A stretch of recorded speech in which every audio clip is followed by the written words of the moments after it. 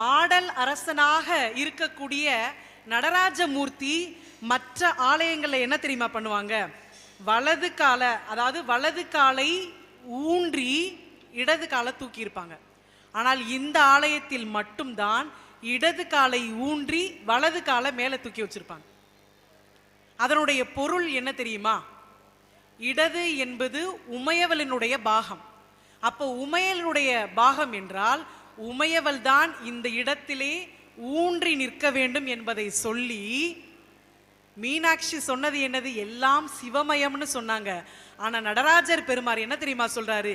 எல்லாமே சக்திமயம் என்பதை நிரூபணம் செய்வதற்காக, எல்லாமே சக்திமயம் என்பதை சொல்வதற்காகத்தான் தன்னுடைய இடது காலை ஊன்றி வலது காலத்தை தூக்கி இருக்கிறார். அப்படின்னா சிவனும் சக்தியும் வேற வேற கிடையாது, சிவனும் சக்தியும் ஒண்ணுதான் அப்படின்ற உண்மை பொருளை உணர்த்தக்கூடிய உலகில் இருக்கக்கூடிய சிறப்பான ஒரே ஒரு ஆலயம் மதுரை மீனாட்சி அம்மன் ஆலயம் மட்டும்தான்.